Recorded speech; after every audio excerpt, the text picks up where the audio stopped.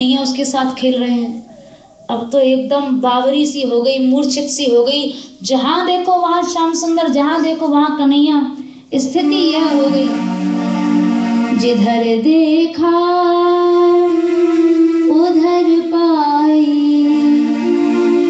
झलक घनश्याम प्यारे की।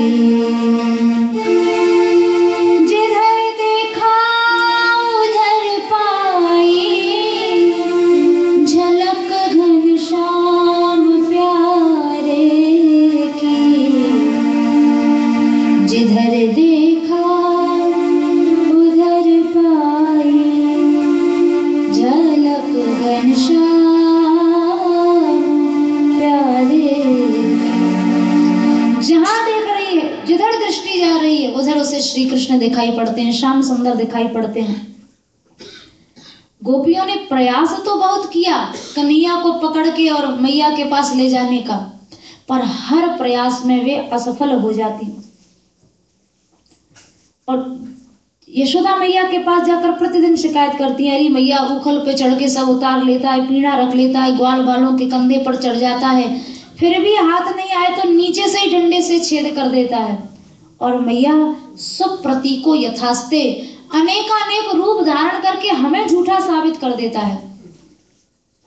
तो एक दिन सब गोपियां जो थी उन्होंने योजना बनाई कि आज जो है कन्हैया को निश्चित रूप से हम पकड़ के ले जाएंगे, पर कैसे ले जाएं? तो गोपियों ने एक सलाह की, घर में खूब दूध दही के ताजे ताजे मांट भर के रख दिए और उनमें एक घंटा बांध दिया कि आज कन्हैया जब चोरी करने आएगा तो अपने आप घंटा बज जाएगा और हम दौड़कर पकड़ लेंगे।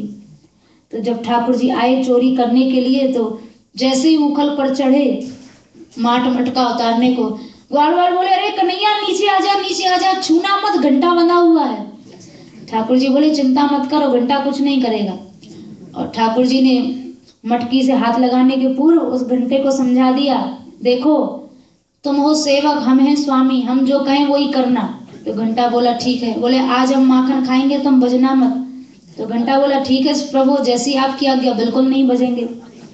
अब उस माट में था दूध, तो जब ठाकुर जी दूध पीने लगे तो थोड़ी बहुत देर तक तो घंटा शांत रहा, पर जब दूध नीचे से मटकी में छेद कर दिया था और दूध की जो धार बह रही थी उसको अंजलि बांधकर श्याम सुंदर पी रहे थे, तो आधा दूध तो अंजलि में आता और आधा सिर पर गिरता।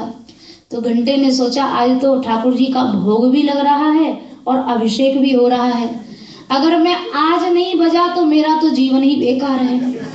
तो घंटा ने घड़ घड़ घड़ करके जोर से ध्वनि की और जैसे ही घंटा बजा गोपियों ने दौड़कर श्री कृष्ण को पकड़ लिया। अब जैसे ही ठाकुर जी को गोपियां पकड़ने आई हैं तो ग्वाल बाल बोले, भैया कन्हैया अब बचने का कोई तो उपाय बता। तो ठाकुर जी बोले, देखो जितना दूध पिया सो ठीक है, अब दूध के कुल्ला मुंह में भर लो और जो गोपी सामने है उसकी आंख पे कुल्ला कर दो। तो लिखा है गंडूष फूतकार कृत, सब ग्वाल बाल और कन्हैया श्याम सुंदर ने अपने अपने गालों में दूध भर लिया और जो गोपी पकड़ने आए उसी के मुंह पर दूध मार दें। तो जब तक वो अपना आंख वाँख मचले आंख वाँख को पहुंचे तब तक वो भाग जाए वहां से। तो इस तरह से उस दिन भी बचकर आ गए। तो जितनी गोपियां थी सबकी सब मैया के पास आ रही हैं, क्योंकि अब कन्हैया को रंगे हाथों पकड़कर ला नहीं सकी।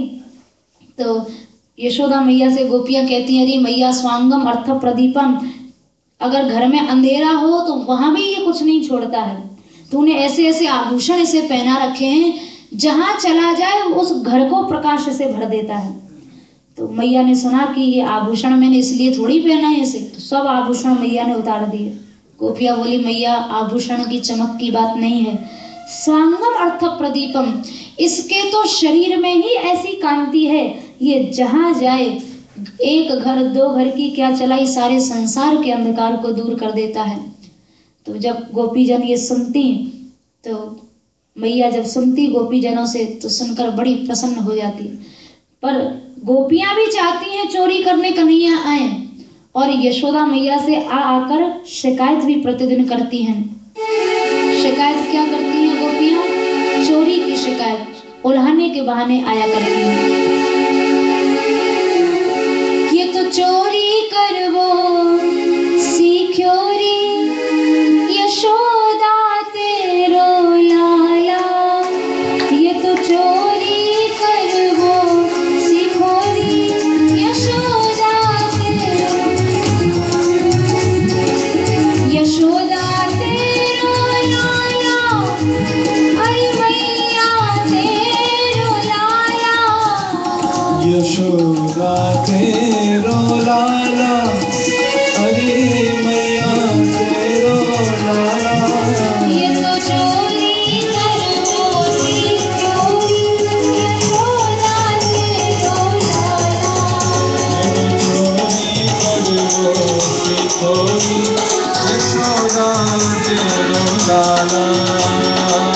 दूध दही को मरम न जाने, दूध दही को मरम न जाने, हाँ दूध दही को मरम न जाने, दूध दही को मरम न वो जाने,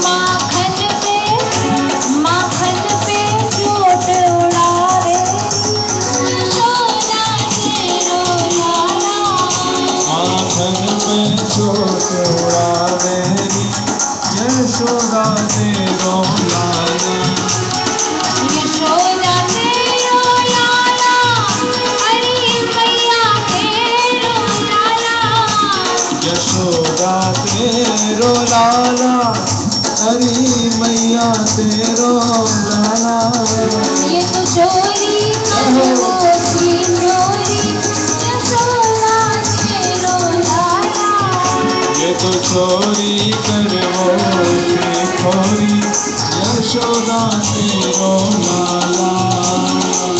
ऊंचो छिकोया के हाथ न आवे, चौथी कोया के हाथ गावे, सब ग्वाल पे ग्वाल चढ़ावे ओ यशोदा तेरो लाला, तब ग्वाल पे ग्वाल चढ़ावे यशोदा तेरो लाला। ओ जब छिकोया के हाथ न आयो, जब कोया के हाथ तब गावे, डंडा मार गिरावे यशोदा तेरो लाला, तब डंडा मार गिरावे यशोदा तेरो लाला। यशोदा तेरो लाला, ओ यशोदा तेरो लाला, यशोदा तेरो लाला, यशोदा तेरो लाला, ओ चोरी करवो सीखो रे यशोदा तेरो लाला, चोरी करवो सीखोरी यशोदा तेरो लाला।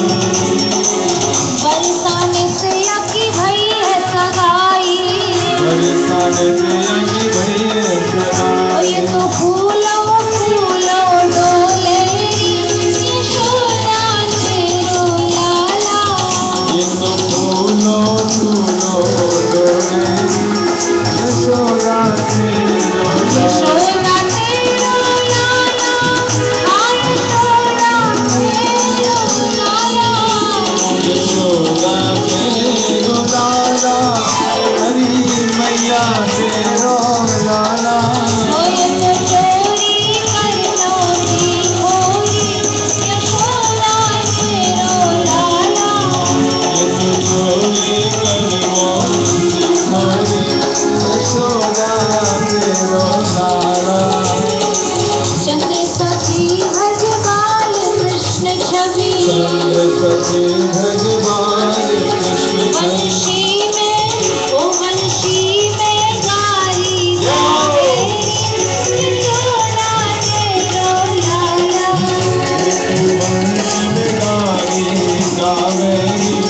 यशोदा तेरो लाला, यशोदा तेरो लाला, यशोदा तेरो लाला, यशोदा तेरो लाला, यशोदा तेरो लाला, ओ ये तो चोरी करनो सीखो रे यशोदा तेरो लाला, चोरी करवो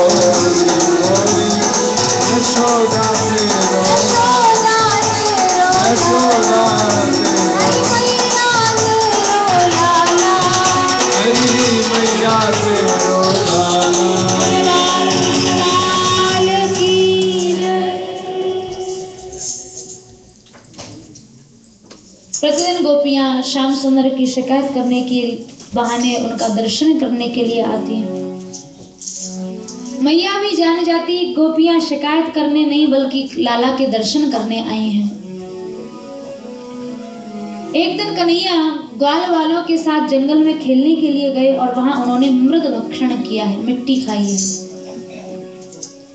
जब मिट्टी खाई तो दाऊ भैया ने, सखा मित्रों ने आकर मैया से शिकायत की, अरे मैया आज तो कन्हैया ने अब तक तो दूध दही खाता, अब तो मिट्टी भी खाना सीखा है। तो मैया ने बहुत डांटा। ठाकुर जी बोले, मैया सर्वे मिथ्याभिशंसिनः, तेरी ये आदत है, तू दाऊ भैया पे तो झट से विश्वास कर लेती है और मैं इतना सत्यवादी होकर भी तेरे आगे झूठा साबित हो जाता हूँ।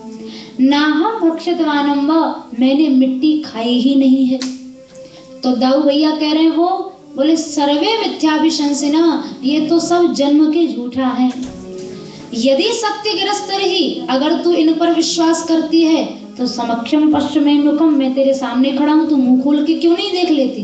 तो लाला मुंह खोल के देखा, जैसे ही मुंह खोलने के लिए कहा, छोटे से मुख में, और ठाकुर जी ने तो मैया को चर अचर सृष्टि संपूर्ण ब्रह्मांड का दर्शन करा दिया। अब तो मैया घबरा गई, आंख बंद कर ली, हे प्रभु हे नाथ, हमारे बालक के मुंह में ये कौन कौन सी अला बलाएं आकर घुस गई हैं, आप जल्दी से इन्हें बाहर निकालो। मैया तो डर गई। अब ठाकुर जी तो ऐश्वर्य का दर्शन करा रहे हैं, पर मैया का वात्सल्य ऐश्वर्य को सह नहीं सकता, और वात्सल्य में जो मधुरता है वो ऐश्वर्य में हो भी नहीं सकती। जान गए ठाकुर जी की मैया घबरा गई है, तो सब ब्रह्मांड सृष्टि जो दिखाई थी सब गायब कर दी। थोड़ी देर में मैया ने आंख खोल के देखा, सब भूल भाल गई। लाला मुंह खोल के बैठा, अरे लाला भूख लगी है, लेकर गोदी में लाला को दूध पिलाने लगी। प्रतिदिन का मैया का यह नियम था, जल्दी ही भोर में उठ जाती और लाला के लिए दूध दही स्वयं निकालती। एक दिन दधि मंथन कर रही थी, सवेरे सवेरे का अवसर, श्याम सुंदर जल्दी उठकर आ गए, मैया का हाथ पकड़ लिया और दूध दही के लिए, यशोदा मैया का दुग्ध पान करने के लिए श्याम सुंदर रोने लगे। मैया ने दही मथना छोड़ दिया, लाला को गोदी में लिया, अपना दूध पिलाने लगी। तब तक देखा सामने चूल्हे पर दूध उफन रहा था, और दूध का जलना बालकों की आयु के लिए शुभ नहीं होता। तो मैया जल्दी से गई दौड़कर, दुग्ध का जो जलना है, स्मृति वाक्यों में लिखा है, यथा यथा जीरति दुग्ध मग्नौ तथा तथा नश्यति बालकायु। जितना दूध उफनता है, जलता है और गिरता है, वो बालकों की आयु के लिए शुभ नहीं होता है। आजकल तो चूल्हे हैं ना कुछ है, सब माइक्रोवेव पता नहीं क्या क्या चले, उनमें दूध कभी उफनता ही नहीं है।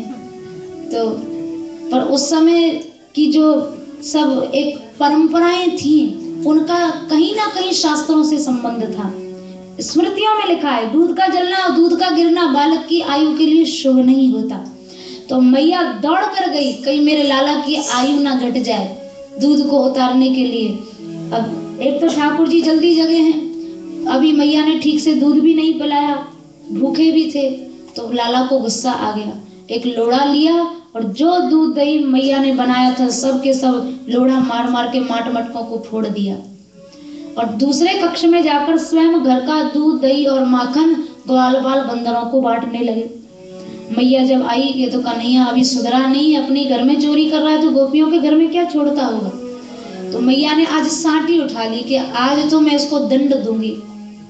अब जैसे ही ग्वाल बाल और बंदरों ने देखा है, श्याम सुंदर ने देखा है मैया आ गई, ठाकुर जी ने उन सबको संकेत किया कि भैया पंगत तो हो गई, अब मैया आ रही है दक्षिणा लेकर, दक्षिणा मिले उसके पहले ही भाग जाओ। तो जितने ग्वाल बाल थे, बंदर थे, वो सब उखल से कूदकर और भाग गए। अब ठाकुर जी तो छोटे से और मैया का शरीर है भारी, तो मैया इतनी तेज थोड़ी दौड़ सकती है जितनी तेज श्याम सुंदर दौड़ रहे हैं। आखिर में देखा मैया थक गई है, तो प्रभु ने स्वयं अपनी गति को मंद कर लिया। दौड़ के मैया ने लाला को पकड़ लिया, सांटी देखी तो ठाकुर जी डर गए, रोने लगे।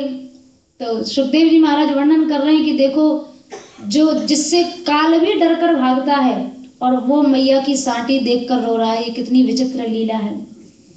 तो मैया की साटी से डर रहे हैं, थर थर कांप रहे हैं, सारा काजल मुंह पर फैला लिया है, सब आंखों को मीन रहे हैं। और मैया ने जब देखा कि लाला डर गया है तो हाथ से डंडा को फेंक दिया, रस्सी ली कि आज मारूंगी नहीं पर इसे बांधूंगी, कोई ना कोई दंड तो दूंगी।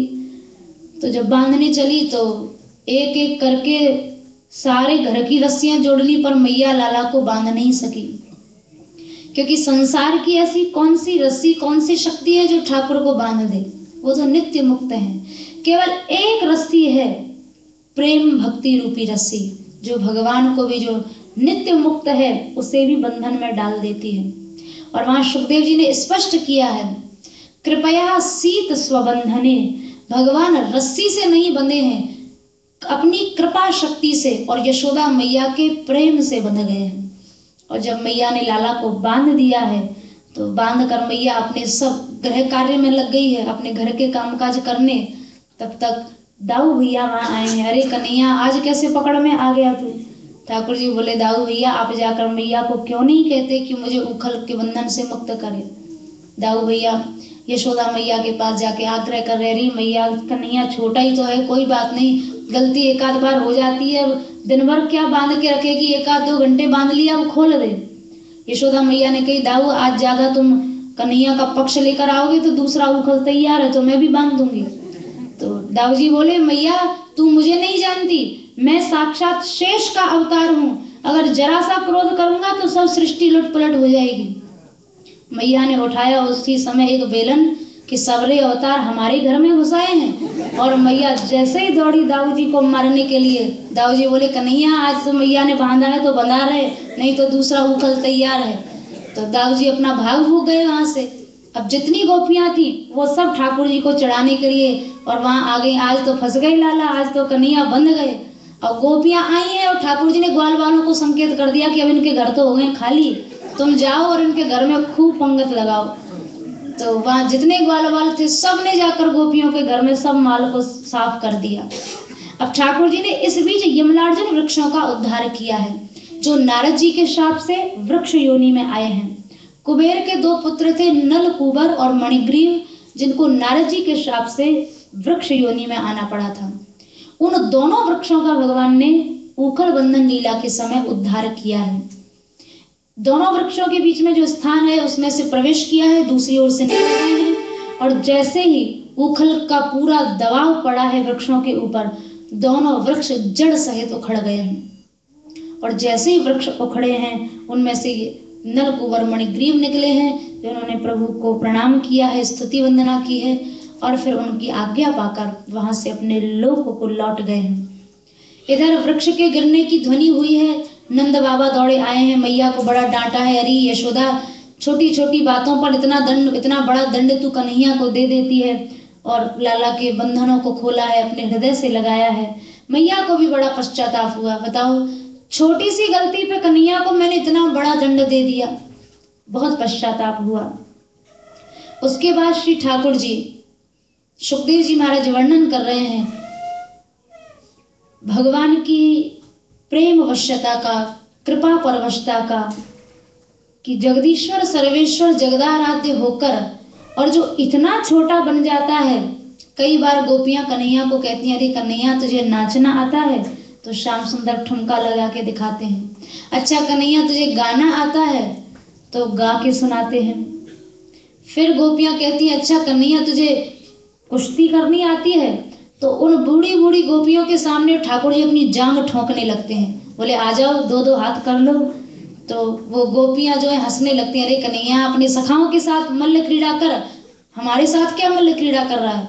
तो पीठ कोनमान पादुकम, कभी श्याम सुंदर से अपना पीढ़ा उठवाती हैं, कभी अपनी चरण पादुकाएं उठवाती हैं। तो सुखदेव जी कह रहे हैं कितना छोटा और कितना दीन भगवान ब्रज में अपने आप को बना लेते हैं। अपनी सब भगवत्ता को, अपने सब ऐश्वर्य को छोड़कर एक साधारण से साधारण बालक के रूप में यहाँ ठाकुर जी ने क्रीड़ाएं की हैं, लीलाएं की हैं। और वर्णन कर रहे हैं, उद्गायति क्वचिन मुग्धा तद वशो दारु यंत्रवत। दारु यंत्र कहते हैं कठपुतली को। कठपुतली नचाने वाला जैसे उस यंत्र को नचाता है वैसे ही उसे नाचना पड़ता है। तो श्याम सुंदर ब्रज गोपियों के कठपुतली बन गए। जैसे जैसे वो गोपियां नचाती हैं वैसे वैसे कन्हैया को नाचना पड़ता है। गोपियां जो कहें वो ठाकुर को करना पड़ता है। और ऐसा वर्णन मिलता है कि वेणु गीत में कि यशोदा मैया के भवन में जब ब्रज गोपियां लाला का दर्शन करने आती तो मैया के सामने तो आपस में गोपियां और ठाकुर जी कोई बातचीत कर नहीं सकते हैं। लेकिन होता क्या था, जहां गोपियां दही बेचने जाती वहीं कन्हैया गैया चराने जाते। तो इस बहाने वन में भी आपस में मिलन हो जाता था। तो पता कैसे चलता था आज किस दिशा में गैया चराने जाएंगे? तो वह वेणु गीत में लिखा है, कर्णयो कर्णिकारम। ठाकुर जी एक पुष्प लेते, कन्नेर का पीला रंग का पुष्प होता है। अगर इस दिशा में जाना होता तो उस फूल को अपने इस कान के ऊपर रख लेते, अगर उस दिशा में जाना होता तो उस पुष्प को अपने इस कान के ऊपर रख लेते। तो बातचीत भी नहीं करनी पड़ती और नैनों के सैनों के संकेत में ही सब बातचीत हो जाती, सब पता चल जाता आज कन्हैया उस दिशा में जाएंगे, आज उस वन में जाएंगे। और ब्रज गोपियां प्रतिदिन लाला को बुलाती और श्याम सुंदर वहीं आकर क्रीड़ा किया करते। चलो सखी तहां चालिए, जहां बसे ब्रजराज, गौरस बेचत हरि मिले, एक पंथ दो काज। उनका दही बेचने का बहाना होता और इस बहाने कृष्ण दर्शन की उन्हें प्राप्ति हो जाती। प्रतिदिन गोपियां कहती और वहीं ठाकुर जी गौचारण के लिए जाते। इतना गोपियों के प्रेम के बंधन में श्याम सुंदर बंध गए, जिसे महात्माओं ने अपनी वाणी में गाया। गोपियां कन्हैया को कहती,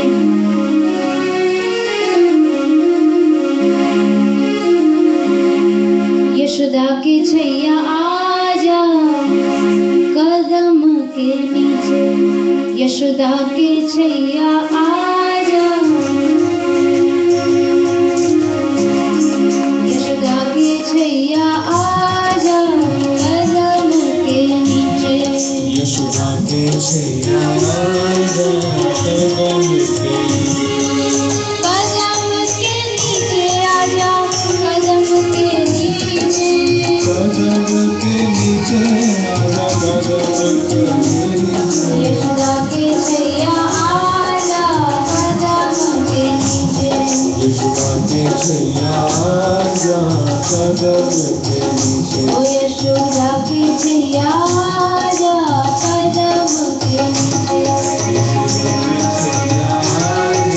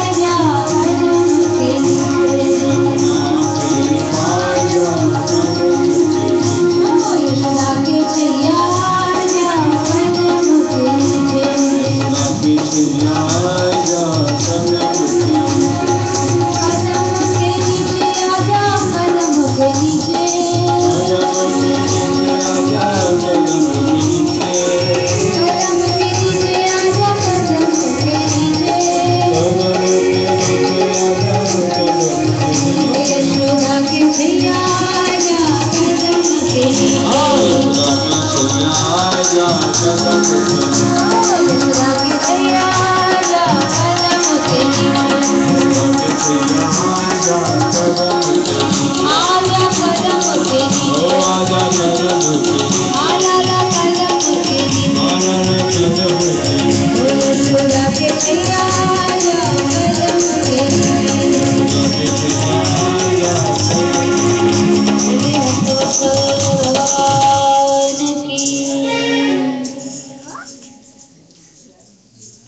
भगवान बालवत क्वचित, भगवान होकर जगदीश्वर होकर और एक साधारण बालक ब्रजवासियों के प्रेम में श्याम सुंदर बन गए। इसके बाद समस्त ब्रजवासियों ने गोकुल से वृंदावन के लिए प्रस्थान किया है। वृंदावन जो कि बहुत सुंदर वन है और जिसके भीतर गहवर वन, बरसाना, नंदगांव, गोवर्धन, बहुत से वन आते हैं। ये सब वृंदावन के अंदर आते हैं।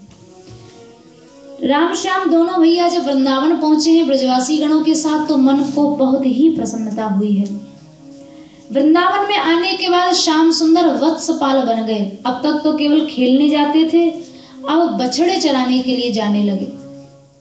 तो प्रतिदिन माताएं उठाती, कलीब कराती और उसके बाद अपने अपने बछड़ों को लेकर ग्वाल वालों के साथ जंगल में जाते, वहां बछड़े चराते, अपना खेल कूद करते, नाना प्रकार की क्रीड़ाएं किया करते थे।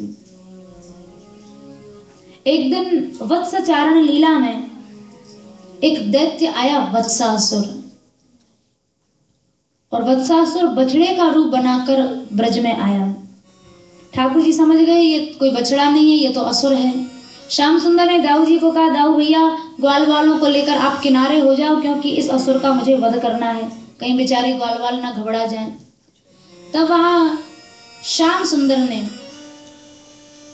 वत्सासुर के दोनों पैरों को पकड़कर आकाश में घुमाया है, और घुमाकर जब पृथ्वी पर पटका तो उसी में वत्सासुर निष्प्राण हो गया।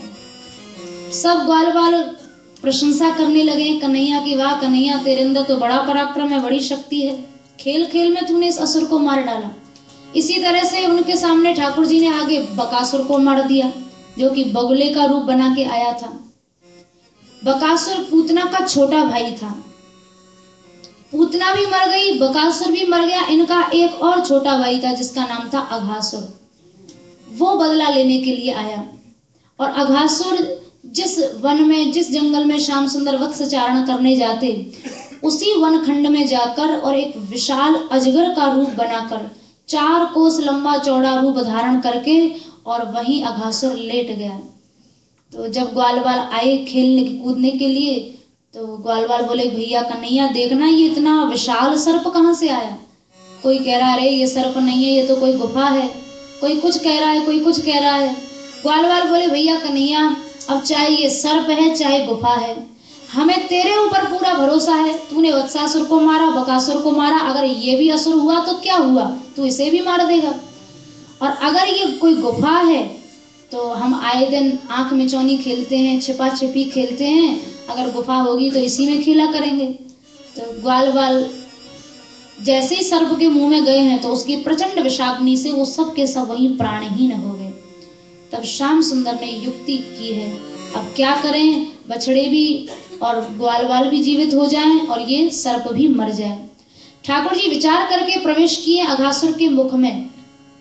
तो अघासुर ने जैसे ही मुख को बंद करना चाहा, उसी समय श्याम सुंदर ने अपना रूप बढ़ा लिया, आकार बढ़ा लिया, और इतना विशाल आकार कर लिया कि अघासुर अपने मुख को बंद नहीं कर पाया। और जब बंद नहीं कर पाया तो बहुत छटपटाया, प्राणवायु भी उसकी निकल गई, श्वास भी नहीं ले पा रहा था, छटपटा रहा था। और इस तरह से ठाकुर जी ने अपना केवल आकार बढ़ाया था और उसी में अघासुर को समाप्त कर दिया। अघासुर के उधर से ग्वालवाल और बछड़ों को निकाल कर लाए हैं, और ठाकुर जी की दृष्टि पड़ते ही वो सब जीवित हो गए हैं। और जैसे ही जीवित हुए तो सब समझ गए कि ये कन्हैया ने हमें जीवित किया है। पर उनको आश्चर्य नहीं हुआ, वह इसलिए क्योंकि उनको ठाकुर जी की शक्ति पर भरोसा था, विश्वास था। तो सब जीवित हो गए हैं। और उसके बाद सबने श्याम सुंदर को कहा है, भैया कन्हैया अब तो बड़ी भूख लगी है, कहीं बैठकर भोजन किया जाए।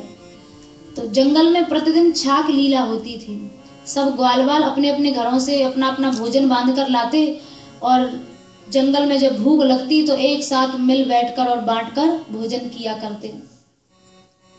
अघासुर वध की जो लीला है ये 1 वर्ष के बाद ब्रजवासियों को पता चली है, क्योंकि 1 वर्ष तक ग्वालवाल जो थे जिन्होंने उस लीला को देखा था उनको ब्रह्मा जी ने चुरा लिया था। ब्रह्ममोह लीला इसका कारण बनी। तो जिस समय छाक लीला हो रही थी ब्रज में तो सूरदास जी ने लिखा, ठाकुर जी ऐसी सामान्य क्रीड़ाएं वहां कर रहे थे, झूठो लेत सवन के मुखते अपने मुख में नावत, ग्वालन करते कौर छुड़ावत। इतना सामान्य और इतना ऐसा कार्य तो कोई भी नहीं कर सकता। अरे मुंह से निकाल कर कौन किसी का झूठा खा सकता है, पर श्याम सुंदर ग्वाल वालों के मुंह से निकाल निकाल कर खा रहे हैं। तो जब ब्रह्मा जी ने इस लीला को देखा तो ब्रह्मा जी को मोह हो गया कि भाई ये कैसा भगवान है, ग्वाल वाल गंवारों का झूठा, वो भी ऐसा वैसा नहीं, मुंह से निकाल निकाल कर खा रहा है। तो ब्रह्मा जी चक्कर में पड़ गए और ब्रह्मा जी की बुद्धि में ठाकुर जी की परीक्षा की उपज हुई कि अगर ये ब्रह्म ही है तो इसका परीक्षण किया जाए। और परीक्षा के लिए ब्रह्मा जी ने ग्वाल बाल और बछड़ों को चुरा लिया है। अब श्याम सुंदर ने देखा ना ग्वाल बाल है ना बछड़े, समझ गए ब्रह्मा जी की करतूत है।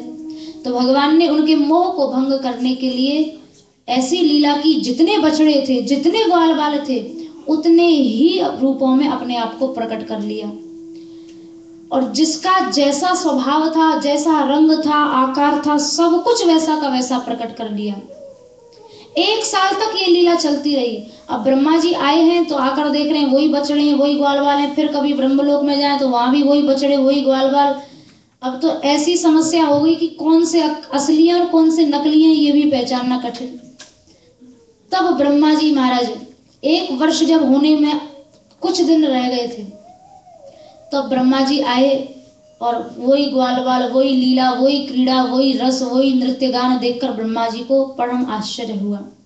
अब ब्रह्मा जी को कुछ विश्वास हुआ कि भाई ये सच में ही परब्रह्म ही है, नहीं तो ऐसी लीला कौन कर सकता, उतने ही बछड़े उतने ही ग्वाल बाल कौन बना सकता है। फिर जब वहां ब्रह्मा जी आए हैं तो वहां ठाकुर जी की इच्छा से ब्रह्मा जी महाराज को वृंदावन भूमि के हर वृक्ष का पत्ता पत्ता चतुर्भुज नारायण के रूप में दिखाई देने लगा। और वहां ब्रह्मा जी नहीं, एक ब्रह्मा की क्या चलाई, करोड़ों करोड़ों ब्रह्मा खड़े होकर ठाकुर जी की स्तुति कर रहे हैं। और जब ऐसा ब्रह्मा जी ने देखा है तो उनका जो अभिमान था या जो मोह था वो सब मोह दूर हो गया। और उसके बाद ब्रह्मा जी ने ठाकुर जी से क्षमा याचना की है, हे प्रभु मैंने बड़ी दुष्टता की है आपकी परीक्षा लेकर। अरे सूर्य के प्रकाश के आगे जुगनू का प्रकाश क्या दिखाई पड़ता है, आपके आगे मेरी क्या माया चलेगी। तो ब्रह्मा जी ने हाथ जोड़कर प्रार्थना पूर्वक क्षमा याचना की है, हे नाथ मैं तो आपका गर्भ का बालक हूँ, गर्भ के बालक का अपराध माँ अपराध नहीं मानती है। गर्भ में बालक चाहे मैया को लात मारे कुछ मारे पर मैया अपराध न मानकर प्रसन्न होती है। तो वैसे ही ब्रह्मा जी कह रहे हैं मैं भी आपके ही नाभि कमल से प्रकट हुआ हूँ, तो मैं भी तो आपके गर्भ का बालक हूँ। हे नाथ आप मेरी इस दुष्टता पर और इस अपराध पर ध्यान न दें, मुझे कृपा पूर्वक क्षमा कर दें।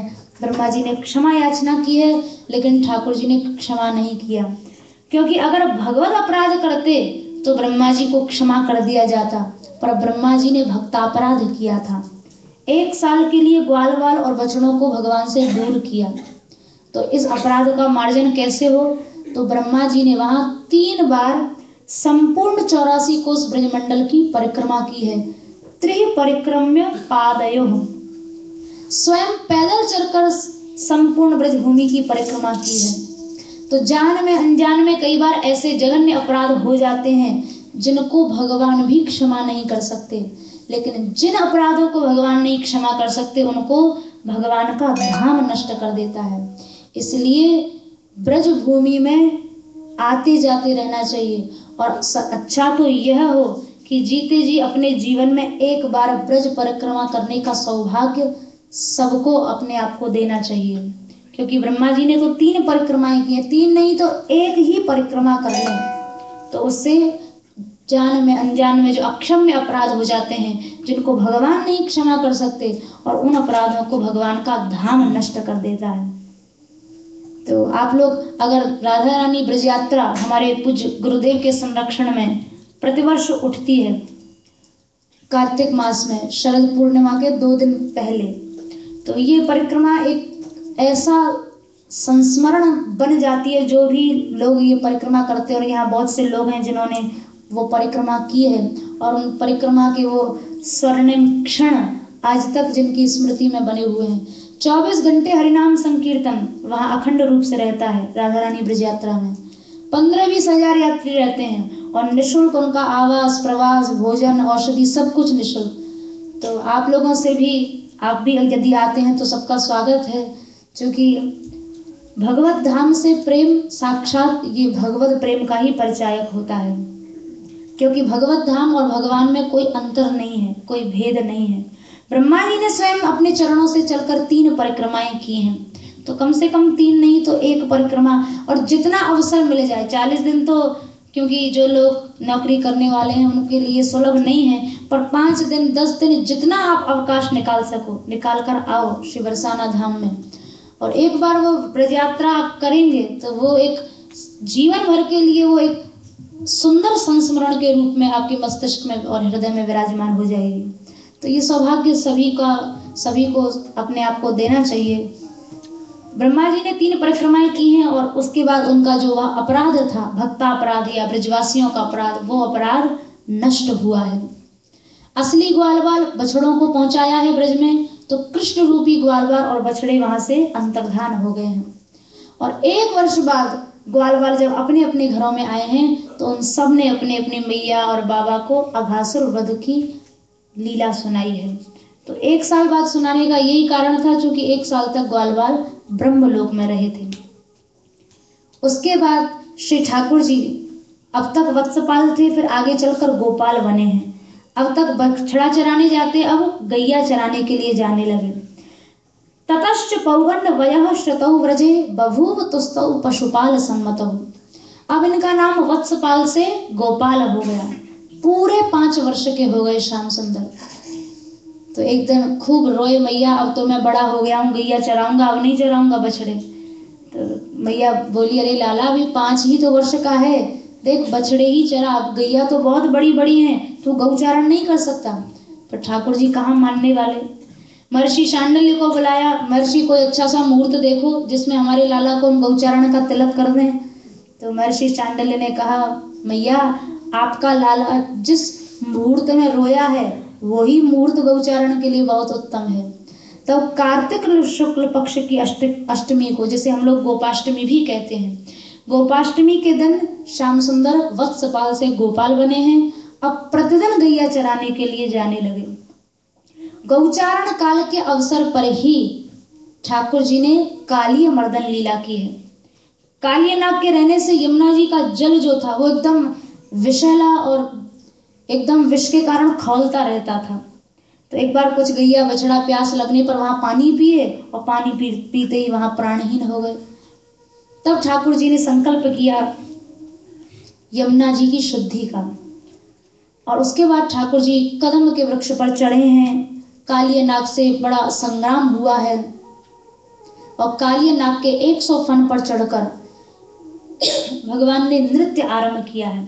और ऐसा तांडव नृत्य किया है श्याम सुंदर ने कि बड़े बड़े देवता, शंकर आदि देवता भी उस नृत्य की गति को देखकर विस्मित हो गए। कौन सी गति थी, कौन सी ताल थी, कौन सी मुद्रा थी। पहली बार ऐसे नृत्य का दर्शन उन देवताओं ने किया तो बड़े आश्चर्यचकित हुए।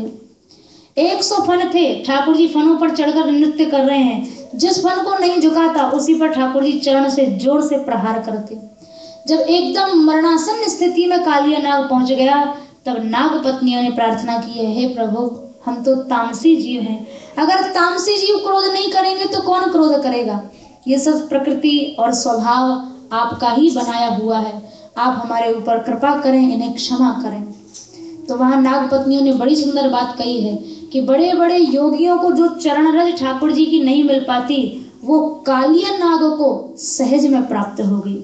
जब ठाकुर जी ने उसके फणों पर नृत्य किया है तो सहज में वो चरण रज कालिया नाग को सुलभ हो गई।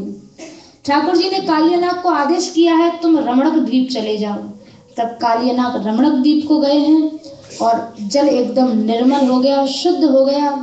और उसके पश्चात नाचते हुए गाते बजाते हुए ब्रजवासियों के साथ बहुत धूमधाम से ठाकुर जी वन में से और ब्रज की ओर लौटे हैं। तो इस तरह से कालिया नाग पर श्याम सुंदर ने कृपा की है। आगे भगवान ने प्रलंबासुर का उद्धार किया, जिसका सुखदेव जी ने वर्णन किया है। बहुत से असुरों को भगवान ने मारा है और उनका संहार के बहाने उन सब का ठाकुर जी ने उद्धार किया है। आगे सुखदेव जी महाराज ने वेणु गीत की चर्चा की है। श्रीमद् भागवत जी में गोपियों के 5 प्रेम गीत हैं, जिनका अगर नियम पूर्वक और श्रद्धा पूर्वक प्रतिदिन पाठ किया जाए तो ये निश्चित है कि गोपी भाव की, गोपी प्रेम की प्राप्ति होती है। उन 5 प्रेम गीतों में से ये पहला गीत है जिसका नाम है वेणु गीत। उसके बाद दूसरा गीत है प्रणय गीत, फिर तीसरा गीत है गोपी गीत, चौथा गीत है युगल गीत और 5वां गीत है भ्रमर गीत। तो वेणु गीत में जब श्याम सुंदर गैया चराने के लिए जंगल में चले जाते हैं तो उस समय गोपियों का दिन किस प्रकार से व्यतीत होता है, कैसे वो श्याम सुंदर की चर्चा करके अपना दिन व्यतीत करती हैं, उसकी चर्चा सुखदेव जी महाराज ने की है। सारा दिन ब्रज गोपांगनाएं कृष्ण चर्चा करते हुए निकालती थी और आपस में कहती हैं, गोप्यः किमाचरदयं कुशलं स्म वेणुः दामोदरादर सुधाम अपि गोपिकानां। जब श्याम सुंदर वंशी बजाते हैं तो उनका जो अधर रस है, अधरामृत है, वो उस वंशी में चला जाता है। तो गोपियों को ये देखकर बड़ी ईर्ष्या होती कि जो कृष्ण का अधर रस हमें मिलना चाहिए उसको ये वंशी पी जाती है, हमारे लिए कुछ छोड़ती नहीं है। किम आचरदयम, पता नहीं इस बांस की वंशी ने ऐसा कौन सा पुण्य कर्म किया है, दिन भर ठाकुर जी के या तो हाथ में रहेगी या होठों पर रहेगी और या उनकी फेंट में रहेगी। महापुरुषों ने अपनी वाणी में गाया है। गोपियां कहती हैं उस वंशी को, ब्रज जीवन ओठन की तकिया कर पल्लव सेज बिछावत है। वंशी का कितना सौभाग्य है, श्याम सुंदर के ओठों की तो तकिया लगाती है और कर पल्लव सेज बिछावत है। ठाकुर जी जब वंशी बजाते हैं तो अपने हाथ में वंशी को लेते हैं और शैया क्या है, बोले श्याम सुंदर के कर कमल ही इसकी शैया है और उनके ओठ इसकी तकिया है। और इतना ही नहीं, अंगुरिन सो चापत पाए जो तू तऊ मन मोद न लावत है। अरे कोई पुरुष अपनी स्त्री के पैर नहीं दबाता, पर श्याम सुंदर तो इसकी ऐसी दासता करते हैं कि इस वंशी को ऐसा सुलाते हैं चरण दबा दबा कर। कभी देखा हो वंशी बजाने वाला छिद्रों को उंगली से दबाता है, तो गोपियां कह रही हैं ये छिद्र नहीं दबा रहे, ये वंशी के चरण दबा रहे हैं। और अंगुरीन सो चाप अति सुंदर कोमल नेति मनो अलकावली पौन ढुरावत है। वंशी को अच्छे से नींद आ जाए इसके लिए ठाकुर जी क्या करते हैं, उसकी हवा भी करते हैं। हवा कैसे करते हैं, बोले जब वंशी में फूंक मारते हैं तो उनकी जो काली काली घुंघराली अलकावलियां हैं वो हिलती हैं और जब हिलती हैं तो ऐसा लगता है मानो वे अलकावलियां वंशी की पंखा कर रही हैं, पंखा झल रही हैं। तो गोपियां कह रही हैं, इतने सुख सो मतवारी अरी वंशी तोहे नींद न आवत है। इतना सुख तुझे श्री कृष्ण ने दे रखा है तो भी तुझे नींद नहीं आती, न रात देखती है न दिन देखती है, जब मन आए तब बज जाती है। तो गोपियां चर्चा करती हैं आपस में, कौन सा सुकृत इसने किया है जो साक्षात कृष्ण का अधरामृत यह पान कर रही है और भूंगते स्वयं स्वयं भोग रही है जो कि हमारे भोगने योग्य वस्तु है। तो ब्रज गोपियां आपस में, वंशी से उनको कोई ईर्ष्या नहीं है, लेकिन ये सब प्रेम की स्थितियां होती हैं जिनमें प्रेमी को अपने प्रेमास्पद की कभी वंशी से ईर्ष्या हो जाती है या कभी ठाकुर जी की वनमाला से ईर्ष्या हो जाती है। देखो इसका कैसा सौभाग्य है, दिन भर छाती से लगी रहती है। कभी ठाकुर जी के पीतांबर से उनको ईर्ष्या हो जाती है, दिन भर ठाकुर जी के श्री अंगों से लिपटा रहता है। तो गोपियां चाहती हैं कि ऐसा सौभाग्य हमें भी प्राप्त हो जो वंशी को मिल रहा है, या जो वनमाला को मिल रहा है, या जो पीताम्बर को मिल रहा है। तो बैर नहीं, ये सब प्रेम की स्थितियां हैं, प्रेम की श्रेणियां हैं। तो गोपियां परस्पर में चर्चा करती हैं कि जिस समय श्याम सुंदर वंशी बजाते हुए जाते हैं तो प्रायो बताम्ब विहगा मुनयो वनेस्मिन कृष्णे क्षितम तदुदितम कल वेणु गीतम। वृंदावन के जो पक्षी हैं वो भी साधारण नहीं हैं। बड़े बड़े ऋषि मुनि जो लाखों लाखों वर्ष तक जिन्होंने तप किया है, तप करने के बाद उन्होंने क्या चाहा कि ब्रज भूमि में हमें पशु पक्षी के ही रूप में जन्म मिल जाए। तो बड़े बड़े मुनिगण तप करने के बाद यहाँ पशु पक्षी की योनि पाते हैं उस ब्रज भूमि में। तो वे ऋषिगण पक्षी बनकर उन्हीं उन्हीं वृक्षों पर बैठते हैं जहां से श्याम सुंदर वंशी बजाते हुए निकलते हैं। तो कृष्णे क्षतम तदुदितम कल वेणु गीतम, श्री कृष्ण का दर्शन करके, उनकी वंशी की ध्वनि को सुन करके वो ऋषि मुनिगण भी अपने आप को कृतार्थ समझते हैं कि भाई लाखों वर्ष जो तप किया, आज उस तप की सिद्धि हमें मिल गई, जो हमें श्री कृष्ण का दर्शन प्राप्त हो गया। तो बड़े बड़े मुनिगण भी वहां पक्षी बनकर और कृष्ण की वंशी का आनंद लेते हैं। और इस तरह से ब्रज गोपांगनाएं दिन भर कृष्ण चर्चा करती और कृष्ण चर्चा करते हुए अपने दिन को व्यतीत किया करती। उसके बाद आगे चीर हरण लीला का शुकदेव जी महाराज ने वर्णन किया है। ये भी भागवत जी का एक महत्वपूर्ण प्रसंग है जिसमें श्याम सुंदर ने गोपियों के वस्त्र चुराए हैं। गोपियां अगहन के महीने में, मार्गशीर्ष अगहन में, उनका ऐसा नियम था कि प्रतिवर्ष कात्यायनी देवी की उपासना किया करती थी और बड़ी जल्दी सवेरे उठ जाती, देवी की पूजा करती हैं और देवी से एक ही कामना ले करके। क्या कामना थी? बोले नंद गोप सुतम देवी पतिम में कुरुते नमः। नंद नंदन श्री कृष्ण हमें पति के रूप में प्राप्त हों, ऐसी गोपियों की कामना थी। तो एक दिन श्याम सुंदर छोटे छोटे ग्वाल बालों को साथ लिए और गोपियां यमुना जी में नहा रही थी, उनके वस्त्रों को लेकर कदम पर बैठ गए। गोपियां नहाकर देखा तो वहां वस्त्र ही नहीं है। श्याम सुंदर से प्रार्थना की, अरे कन्हैया देखो ठंड का समय है और ठंड के कारण शरीर कांप रहा है, जल्दी से हमारे वस्त्र दे दो। तो ठाकुर जी बोले, तुमने देवापराध किया है, जल में निर्वस्त्र होकर स्नान नहीं करना चाहिए। पहले जल देवता को प्रणाम करो और कहो कि आज के बाद ऐसा अपराध नहीं करेंगी। तो जैसा जैसा श्याम सुंदर कह रहे हैं वैसा वैसा गोपियों ने किया। और उसके बाद श्याम सुंदर ने महत्वपूर्ण बात यह है, उन गोपियों को कहा, अगर तुम्हें वस्त्र चाहिए तो तुम स्वयं मेरे पास आकर लो, क्योंकि जब तक प्रीति तहां पर्दा नहीं और पर्दा तहां न प्रीति, और प्रीति नहीं पर्दा नहीं तुलसी यह अनरीति। अगर प्रेम में लज्जा है तो प्रेम वहां सिद्ध नहीं हो सकता है। ठाकुर जी जान रहे हैं कि आगे इन गोपियों के साथ रास महारास लीला भी हमें करनी है। तो यदि ये लज्जा संकोच जैसे छोटे छोटे धर्मों को नहीं छोड़ पाएंगी तो आगे रास लीला में ये उस लीला का पूर्ण सुख नहीं ले पाएंगी। तो भगवान ने लज्जा संकोच इन सब बाधक तत्वों को भगवान ने दूर किया है और उसके बाद उन गोपियों को वरदान दिया है कि ठीक 1 वर्ष बाद तुमको हमारी अंतरंग लीला की, महारस लीला की प्राप्ति होगी। और ठीक 1 वर्ष बाद शरद पूर्णिमा की रात्रि को भगवान ने उन सब ब्रज गोपांगनाओं के साथ महारासक क्रीड़ा संपन्न की है। तो अगर देखा जाए चीर हरण लीला का जो सार है वो यही है कि हमारी वृत्तियों का जो पर्दा पड़ा हुआ है वो वृत्तियों का पर्दा हट जाए तो जीव और ईश्वर का निरावरण साक्षात मिलन हो जाए।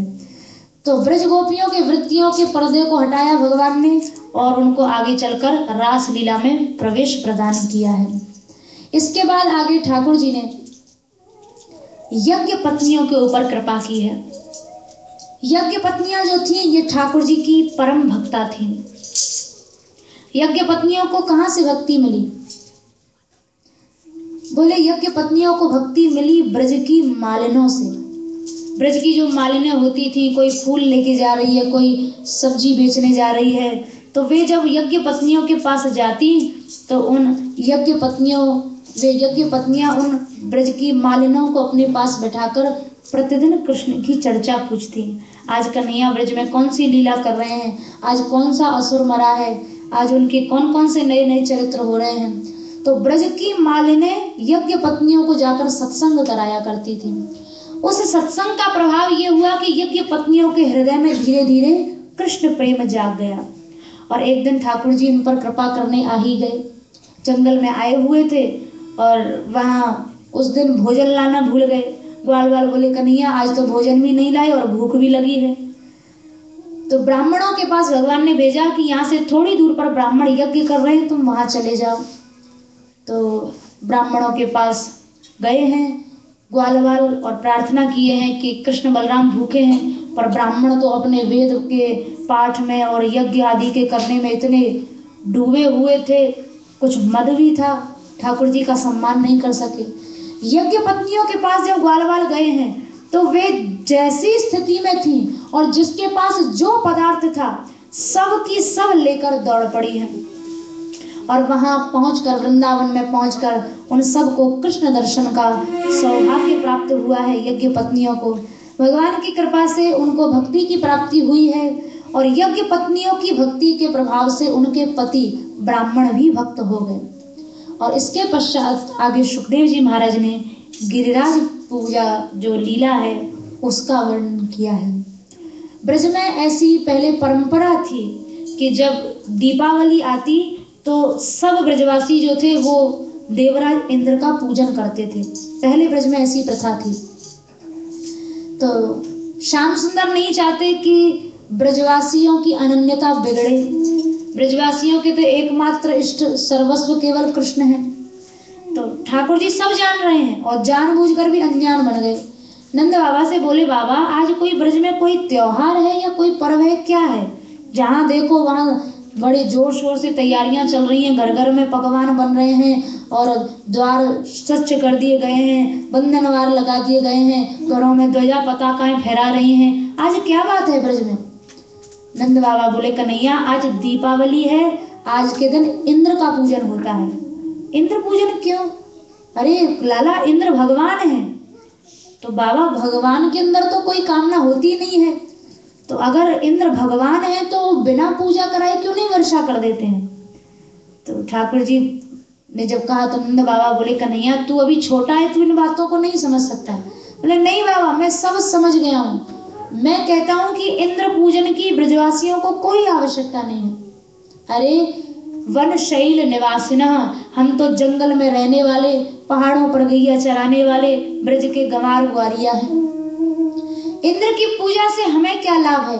अरे पूजा करनी ही है तो गिरिराज जी की पूजा करो, जिन गिरिराज जी पर दिन भर हमारी गैयाएं चरती हैं और उनकी कृपा से हमारी सब गैयाएं हृष्ट पुष्ट हैं और दिन पर दिन गौ वंश जो है बढ़ता जा रहा है। तो बाबा बोले, कन्हैया तू ऐसी बातें मत कर, हमारी जो पुरानी परंपरा चली आ रही है हम उसे कैसे छोड़ दें? तो श्याम सुंदर समझ गए बाबा ऐसे नहीं मानेंगे। तो ठाकुर जी ने एक लीला रची। बोले, अरे बाबा मैं भूल गया, कल रात में मुझे एक सपना आया था। क्या कन्हैया? बोले, सपने में एक 4 भुजा का देवता आया। अब ठाकुर जी जानते हैं कि नंद बाबा के जो इष्ट हैं वो है नारायण भगवान। तो श्याम सुंदर बोले, एक 4 भुजा का देवता आया, नाम गाम तो मुझे नहीं पता उसका, लेकिन वो बोला कि तू नंद बाबा को क्यों नहीं समझाता है? अरे इधर उधर के देवी देवताओं की पूजा में लगा है, सीधे सीधे मेरी पूजा क्यों नहीं करता? तो गिरिराज जी की पूजा करे। तो जब नंद बाबा ने ये सुना कि भाई नारायण भगवान ने आज्ञा की है, अच्छा कन्हैया तो उस देवता की पूजा कैसे करनी होगी? बोले, बाबा ज्यादा कुछ करने की आवश्यकता नहीं है, अब ठाकुर जी को किसी ना किसी तरह से इंद्र पूजा बंद करानी है। बोले, बाबा जो इंद्र पूजा के लिए आपने जो पकवान बनाए हैं, मिठाइयां बनाई हैं, उन मिठाइयों को गिरिराज जी को भोग में लगा देना, इंद्र को भोग मत लगाना, और इसी में हमारा देवता प्रसन्न हो जाएगा। और ऐसा देवता है, अब इंद्र की आप इतने सालों से पूजा कर रहे हो, पर इंद्र ने क्या आपको कभी दर्शन दिया? बोले, नहीं लाला ये बात तो सही है, इंद्र ने तो कभी दर्शन नहीं दिया, पर आप एक बार हमारे देवता की पूजा करके देखो, एक बार में ही दर्शन दे देगा, इतना सीधा देवता है। तो अच्छा लाला तेरे उस देवता का नाम क्या है? बोले, उस देवता का नाम है गिरिराज महाराज। बोलिए श्री गिरिराज महाराज की जय। बोले अच्छा सूर श्याम यह प्रकट सुनायो गिरि गोवर्धन नाम बतायो।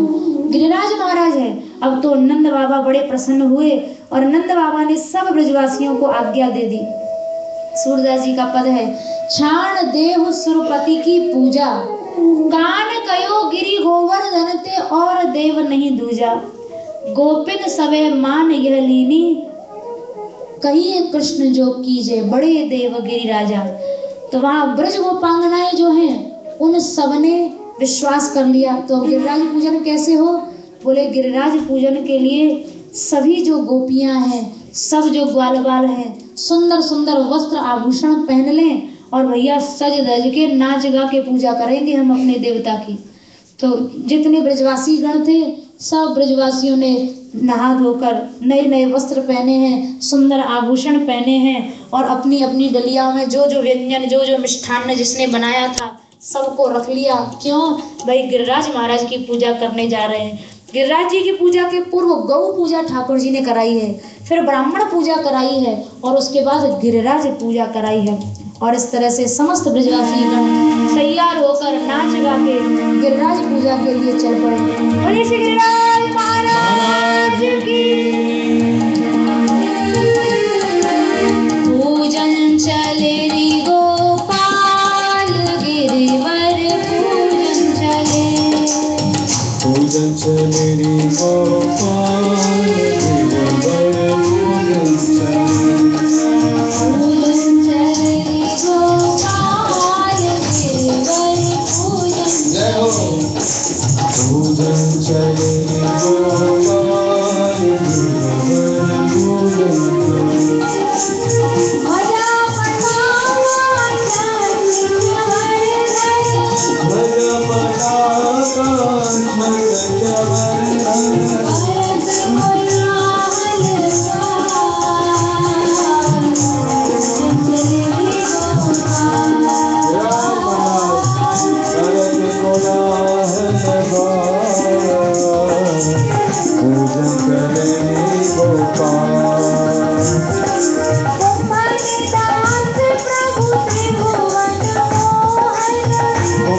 दास प्रभु त्रिभुवन मोहन।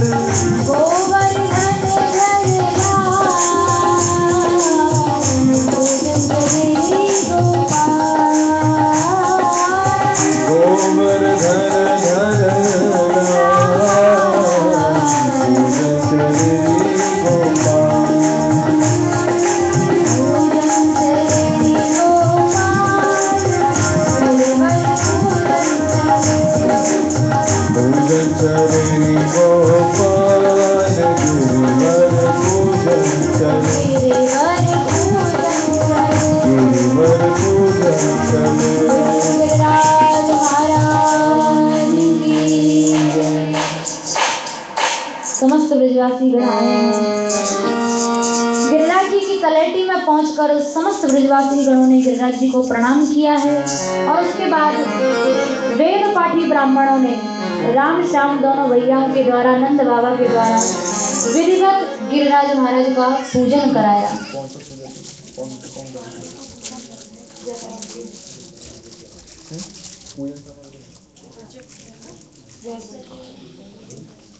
बोलो गिरिराज महाराज की।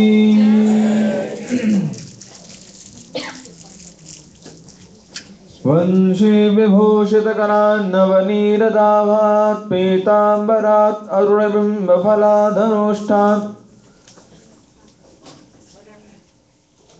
राधे राधे। राधे राधे। आज के sponsor please come in the front end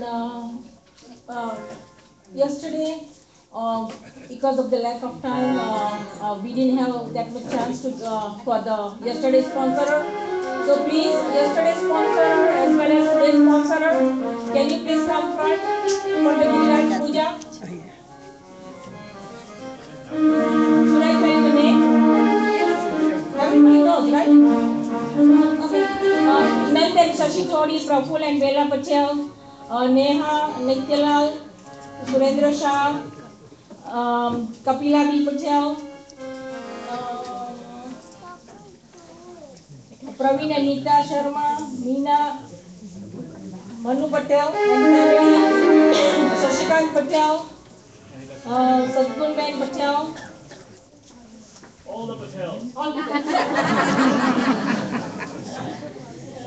Ashok भाई अमीन, मोहना,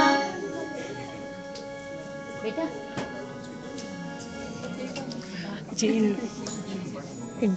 इनको टीका ही निकालना है ना।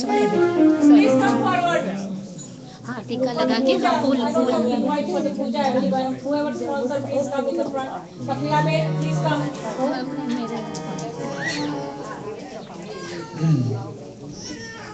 चलिए पूजन कराइए, जो भी है, समय जा रहा है। कृष्णाय वासुदेवाय हरये परमात्मने प्रणतक्लेशनाशाय गोविंदाय नमो नमः। जो लोग बैठे हुए हैं वो मानसिक वहीं से पूजन करेंगे भगवान का। वहीं से सभी लोग बैठे बैठे वहीं से गिरिराज महाराज वहीं से आपकी पूजा स्वीकार करेंगे। श्री कृष्णाय वासुदेवाय हरये परमात्मने प्रणतक्लेशनाशाय गोविंदाय नमो नमः। श्री गोवर्धनोद्धारणाय नमः। श्री जगन्निवासाय नमः। गोकुलपतये नमः। गोपीजन भर्तृये नमः। गिरिजोद्धर्तये नमः। श्री गोवर्धनोद्धारणाय नमः। आसनार्थी अक्षतांच पुष्पाणि समर्पयामि। पुष्पार्पण करें। पाद्योपाद्यम समर्पयामि। जल छोड़ें 4 बार। हस्तौ अर्घ्यं मुखे आचमनीयं सर्वांगे स्नानियं समर्पयामि। स्नानान्ते च वस्त्रोपवस्त्रं समर्पयामि। यं युवा सुवासाः परवीत आगात्सौ शयान् भवति जायमानः तं धीरासः कवयन् नयन्ति स्वाध्यो मनसा देवयन्तः। वस्त्रोपवस्त्रान्ते च यज्ञोपवीतं समर्पयामि च चन्दनं विलेपयामि। श्रीखण्डं चन्दनं दिव्यं गन्धाढ्यं समनोहरं विलेपनं सरश्रेष्ठ चन्दनं तु प्रतिगृह्यतां। चन्दनान्ते अक्षतांच पुष्पाणि पुष्पमाल्यां समर्पयामि। माला माल्यादीनि सुगन्धीनि मालत्यादीनि वै प्रभो मया हृतानि पुष्पाणि पूजार्थं प्रतिगृह्यतां। पुष्पमाल्यान्ते च धूपमाग्रापयामि। प्रदक्षदीपं दर्शयामि। हस्तौ प्रक्षाल्य नैवेद्यं निवेदयामि। ॐ नाभ्यासिदन्तरिक्षग्वं शिष्णोर्द्योः समवर्तत पद्भ्यां भूर्प्रदशः श्रोतादधान् लोकान् कल्पयन्। नैवेद्यान्ते पुनराचमनीयं जलं समर्पयामि। प्राणाय स्वाहा पानाय स्वाहा व्यानाय स्वाहा। मध्ये मध्ये उत्तरापोषणं जलं समर्पयामि। हस्तप्रक्षालनाय जलं निवेदयामि च। मोक्षद्यर्थैलालवङ्गताम्बूलं समर्पयामि। जलप्रखेण हविषादेवा यज्ञमतन्वतः वसन्तो स्यात्सिद्धाज्यं ग्रीक्मयतमः शरद्धविः। ऋतुफलं समर्पयामि। जाफलनीर्याफला पुष्पजाश्च पुष्पणि बृहस्पति प्रसूतास्ता नो वञ्चन्तगुं स ऋतुफलान्ते च। नमस्कारान् मन्दपुष्पाञ्जलिं समर्पयामि। नौमीड्यते भ्रवपुषे तडिदम्बराय गुञ्जावतंस परिपिच्छन सन्मुखाय वन्यस्रजे कवलवेत्रविषाणवेणु लक्ष्मश्री मृदुपदे पशुपाङ्गजाय। श्रीकृष्णाय नमः। श्री गोवर्धनोद्धारणाय नमः। बोलो गिरिराज महाराज की जय। इधर समस्त ब्रजवासी गांव ने ब्राह्मणों को आगे करके पूजन किया है। पूजन के बाद गिरिराज जी को भोग लगाया गया। समस्त ब्रजवासी भाव पूर्वक एक एक कौर एक एक ग्रास तोड़ तोड़ कर गिरिराज जी के मुख में देने लगे। गिरिराज जी बोले, भाई भोजन तो आकार के हिसाब से होता है। हमारा 7 कोस लंबा चौड़ा विशाल शरीर एक एक कौर से क्या होगा। तो डला भर की जो सामग्रियां ब्रजवासी लाए थे, मनोहर सामग्री गिरिराज जी ने थोड़ी ही देर में समाप्त कर दी। अब नंद बाबा बोले, कन्हैया वैसे तो तेरे देवता ने साक्षात आकर दर्शन भी दिया है, साक्षात आकर भोग भी लगाया है, पर ऐसा लगता है कितने ही जन्मों से भूखा है, इसने तो थोड़ा बहुत प्रसाद के लिए भी नहीं छोड़ा। तो ठाकुर जी बोले, बाबा आप चिंता ना करें। सबने अपने अपने नेत्र बंद किए हैं और उसके बाद जो पात्र जिस सामग्री से भरा था वो सब वैसा का वैसा भर गया।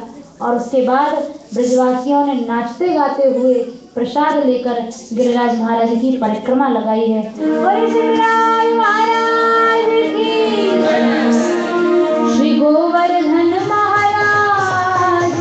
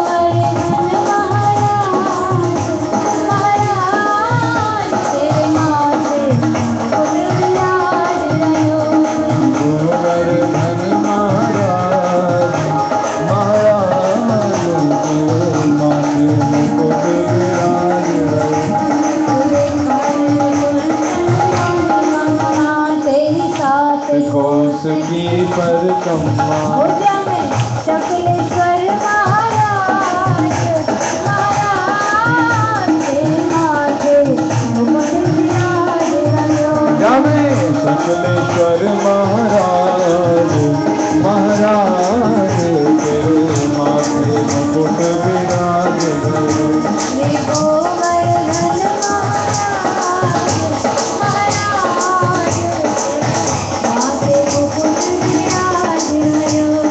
गोवर्धन महाराज महाराज तेरे माथे मुकुट विराज।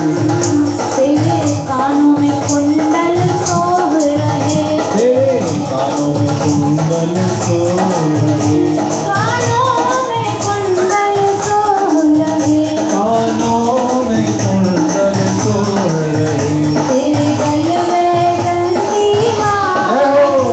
भगवान, तेरे माथे मुकुट विराज रहे।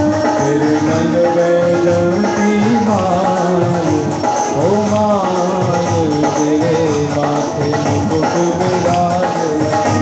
श्री गोवर्धन महाराज महाराज तेरे माथे मुकुट विराज रहे।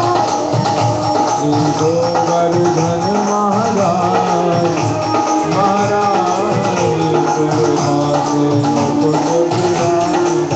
तो पे पान चढ़े तो पे फूल चढ़े, तो पे पान चढ़े तो पे फूल चढ़े।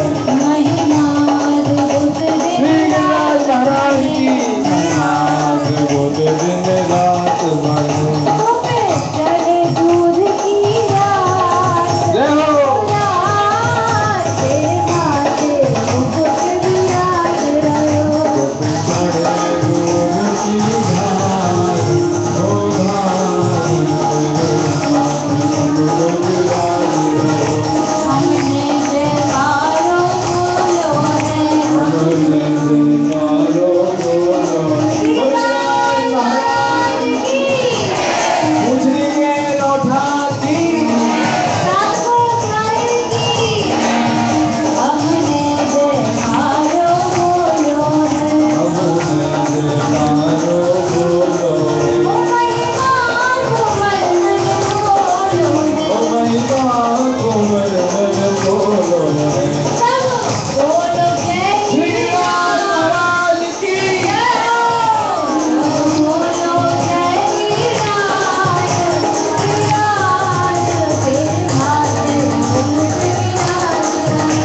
सब बोलो जय गिरिराज गिरिराज तेरे माथे मुकुट विराज रहे।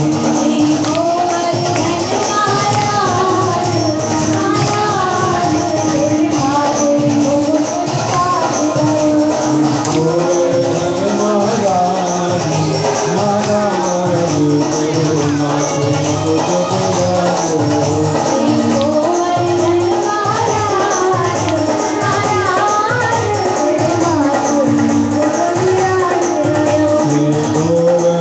महाराज महाराज तेरे माथे मुकुट विराज रहे। श्री गोवर्धन महाराज महाराज तेरे माथे मुकुट विराज रहे। श्री गोवर्धन महाराज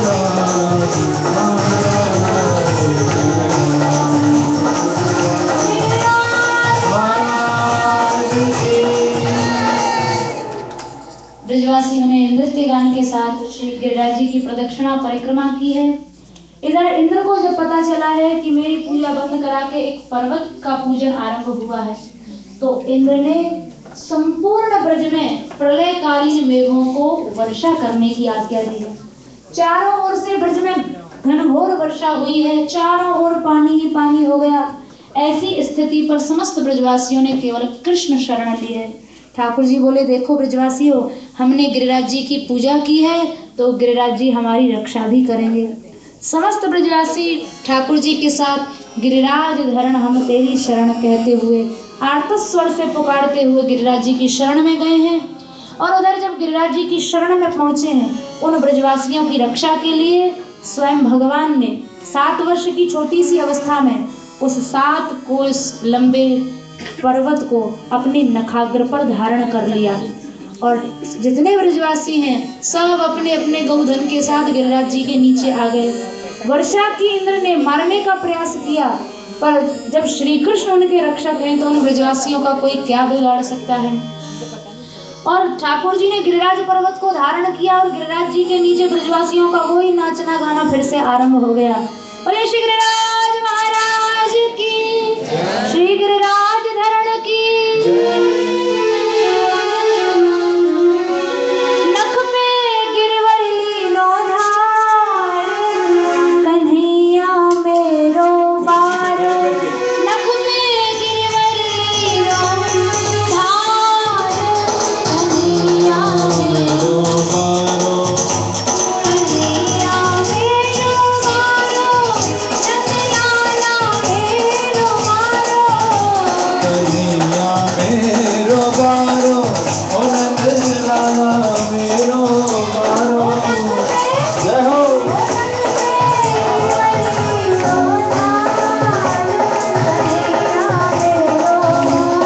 सखी में गिरवली नो धार, कन्हैया मेरो बारो। जब कोप इंद्र ने कीनो, गिरि गोवर्धन धर लीनो। जब गोप इंद्र ने कीनो, गिरि गोवर्धन धर लीनो। बादल जय हो। बादल बरस बरस कर हार, कन्हैया मेरो बारो। ओ बादल बरस बरस गए हार, कन्हैया मेरो बारो।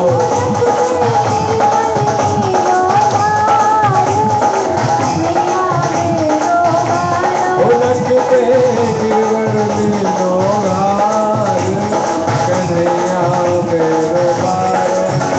लाला की नयन कन्हैया, एक जोर लगाओ मेरे भैया। लाला की नरम चलैया, कहीं मुरक न जाए कि भैया। कैसे खेले खिलौना, कन्हैया मेरो बारो। ओ कैसे खेले किलो भार, कन्हैया मेरो बारो। ओ नख में गिरवली नो धार, कन्हैया मेरो बारो। ओ नख में गिरवली नो धार, कन्हैया मेरो बारो। यूं कहे यशोदा मैया, एक जोर लगाओ मेरे भैया। जो कहे यशोदा मैया, एक जोर लगाओ मेरे भैया। जय हो।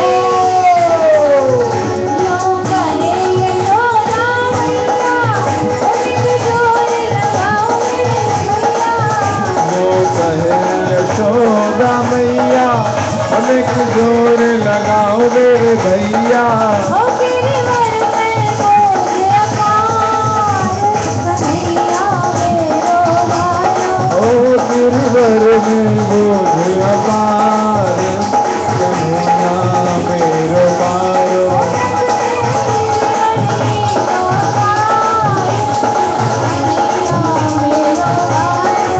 नख पे गिरवली नो धार, कन्हैया मेरो बारो।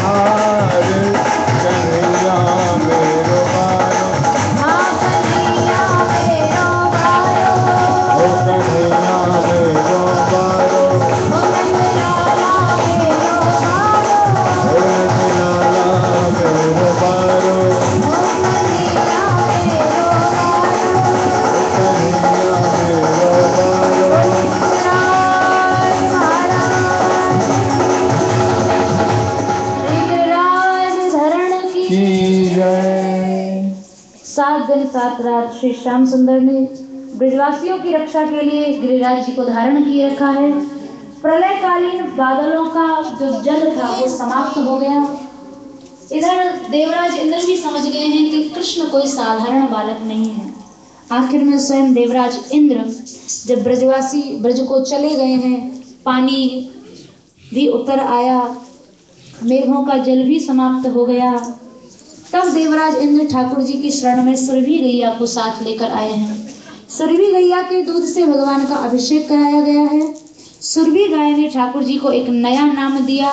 बोले, हे प्रभु, आपने गिरिराज लीला के द्वारा गायों की रक्षा की, ब्रजवासियों की रक्षा की, इसलिए आज से आपका एक नया नाम गोविंद होगा। अभ्य सिंचत दाशारहम गोविंद इति चाभ्यदात। और ये श्री गोविंद भगवान की जय। आकाश गंगा के जल से भी ठाकुर जी का अभिषेक हुआ है। और उसके बाद देवराज इंद्र को भगवान ने कहा, देवराज अपने अधिकार में ही रहना, फिर से ऐसा अपराध करने का दुष्प्रयास दुस्साहस मत करना। देवराज इंद्र ने ठाकुर जी के चरणों में क्षमा याचना की है और ठाकुर जी की आज्ञा पाकर वे अपने लोक को लौट गए हैं। तो इस तरह से ब्रजवासियों की इष्ट के प्रति अनन्यता की सिद्धि के लिए भगवान ने गिरिराज लीला की। ब्रजवासियों की रक्षा के लिए गिरिराज पर्वत को 7 दिन 7 रात लगातार धारण की रखा।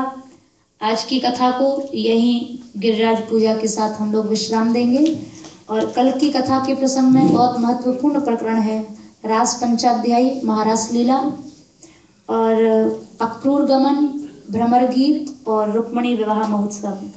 कल कथा का विश्राम दिवस है, तो कल आप लोग सभी पधारें और कथा का श्रवण करें। अब आरती।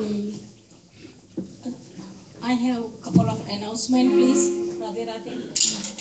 कल की कथा हम 6 बजे शुरू करेंगे। ठीक है।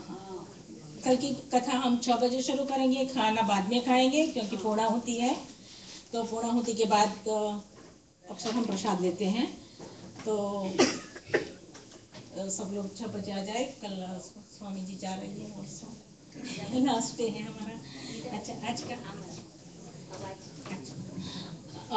I need a few volunteers. 1 minute और सुन लीजिए।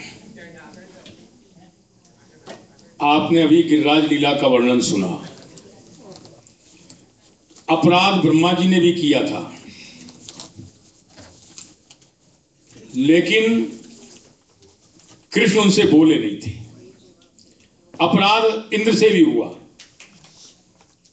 उनका जो अपराध हुआ था, ब्रह्मा जी के अपराध के फल स्वरूप कृष्ण का ब्रजवासियों से 1 वर्ष के लिए वियोग हो गया था।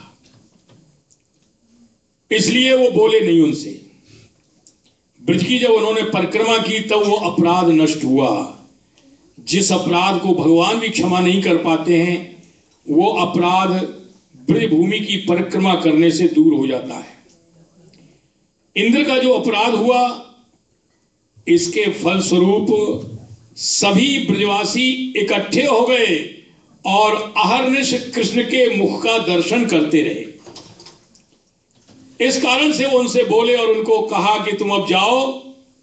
उन्होंने ये भी बता दिया था कि मैं जिसके ऊपर कृपा करता हूं, अनुग्रहम यस्य चेच्छामि भृंशामि त्वं संपद्भ्यो, उसको मैं संपत्ति से विहीन कर देता हूं, जिससे कि जिस संपत्ति के कारण उसको मद हो जाता है, और मद के कारण तो ये अपराध होता है।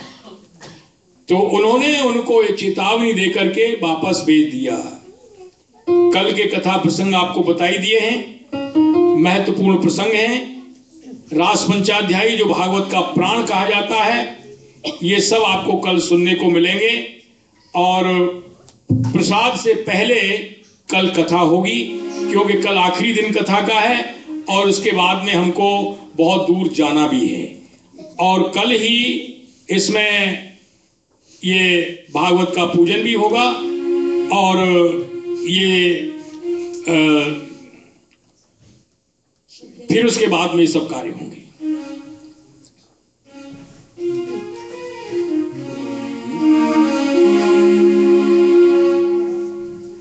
हाँ जी, राधे राधे। आपको नहीं, आप अनाउंस करना है, मैं कोई और चीज़ कहने वाला हूँ। आपको आज कथा में मुरलीका जी ने भी इनविटेशन भेजी है ब्रज में आने की, तो आपको मैं ये कहना चाहता हूँ कि कई बार ऐसे लगता है कि हम संकोच करते हैं, कैसे जाएंगे वहाँ, क्या कहाँ रहेंगे, और क्योंकि हम गुड़गांव रहते हैं, मान मंदिर में हर वीकेंड जाते हैं, मैं ये कहूँगा कि प्लीज़ कांटेक्ट मी, मुझे आप कभी भी फ़ोन कर सकते हैं, मैं आपको एयरपोर्ट से ब्रज ले जाऊँगा और वापस एयरपोर्ट छोड़ दूँगा, ताकि आप उसका लाभ ले सकें। वाकई में ही वो दिव्य भूमि है। जब तक आप वहाँ जाएंगे नहीं, आपको कथा तो रस आ ही रहा है, पर कथा अगर सुनने में रस आ रहा है तो वहाँ जब आप जाएंगे तो क्या रस आएगा, ये वही अनुभव कर सकता है जो वहाँ जाए। So that's all I want to say.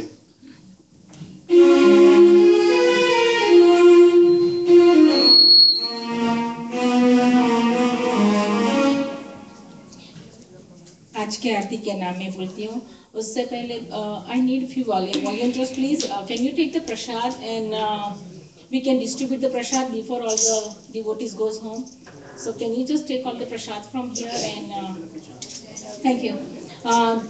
आज के आरती के नाम है Nand and Shashi Todi, Prafull Bela Patel, Neha Nityalal, Surendra Shah, Vimal Shah and Mahendra Mishra, Praveen and Neeta Sharma, Meena and Manu Patel, Manubhai Patel and family, Vipul Rathod, Sadgunben Patel, Gira Mehta, Ratilal Patel, Prafull Singh, Vasant and Shakuntala Shroff, Ratilal Motilal Patel, Kapila B Patel,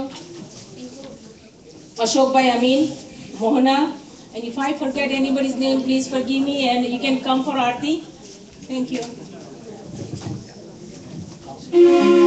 Radhe Kishori दया करो,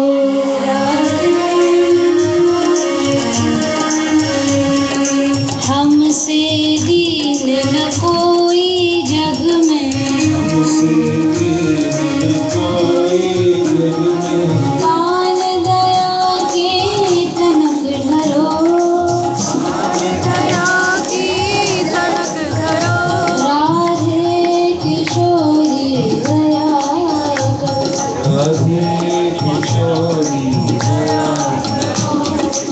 सदा धरी दीनन पे श्यामा, यह विश्वास जो मन ही करो, राधे किशोरी दया करो,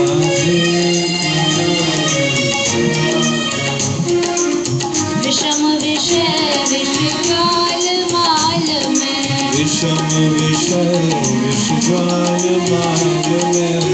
विविधता प्रतापन धरो, राधे किशोरी दया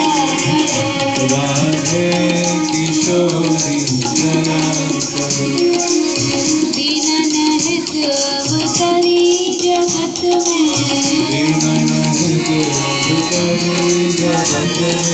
दीन पालिनी की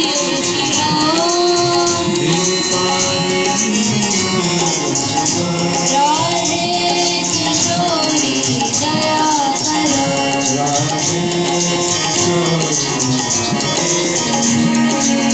दास तुम्हारे आस और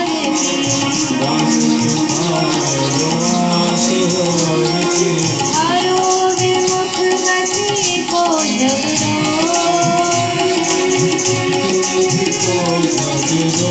राधे किशोरी दया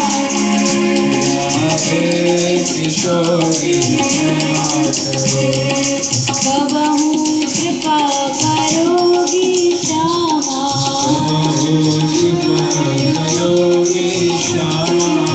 यही आस लिए द्वार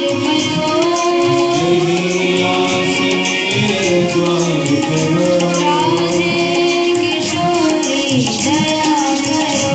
राधे किशोरी दया करो राधे दया करो।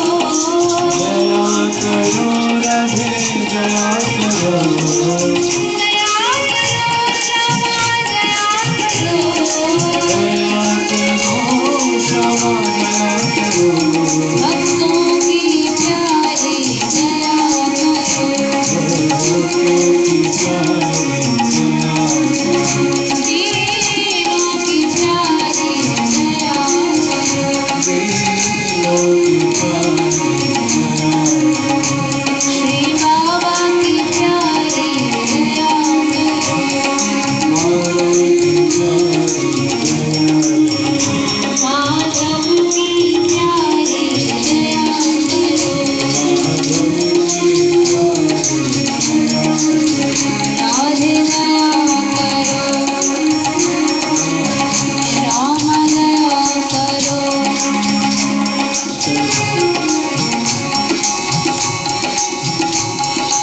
आरती बाल कृष्ण जी की जय। आरती बाल कृष्ण जी की जय। अपनो जन्म सफल कर लीजिए।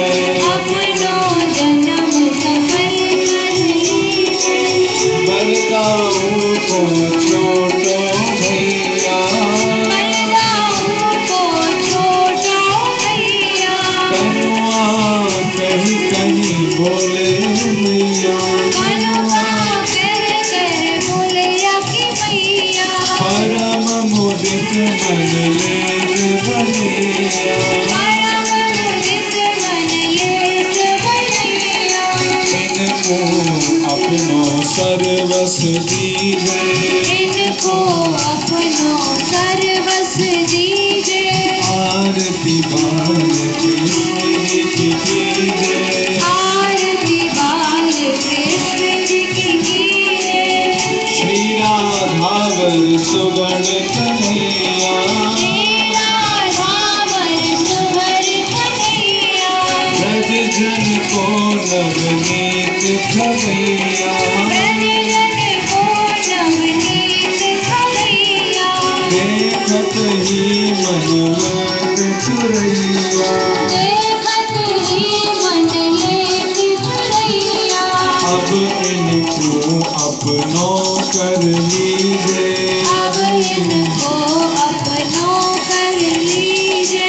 आरती बाल कृष्ण जी की जय। आरती बाल कृष्ण जी की जय। अपनो जन्म सफल कर लीजिए।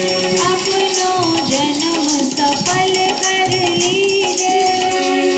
हरि ओम नारायणादेलेन शीतलैकर्णं पुष्पैर्देवाभिवन्दनम् आत्माभिवन्दनम् यज्ञेन यज्ञमयजन्त देवास्ताय धर्माणि प्रथमान्यासन्न ते हनागं महिमानः सजन्त यत्र पूर्वे साध्याः सन्त देवान् नानासुगन्धपुष्पाणि यथा कालोद्भवानि च पुष्पाञ्जलिर्मया दत्तो ग्रहणः परमेश्वर श्रीपुराणपुरुषोत्तमाय नमः। श्रीमद्भागवत महापुराणाय नमः। श्रीगोवर्धनोद्धारणाय नमः। मंत्रपुष्पाञ्जलिं समर्पयामि। मुनि श्रीमद्भागवत महापुराण की, श्री वेदव्यास जी महाराज की, श्री सुखदेव जी महाराज की, श्री परीक्षित जी महाराज की, श्री राधा मान बिहारी लाल की, श्री राधा रास बिहारी लाल की, श्री बाबा महाराज की, समस्त वैष्णव वृंद की, आज के आनंद की। जय जय श्री राधे।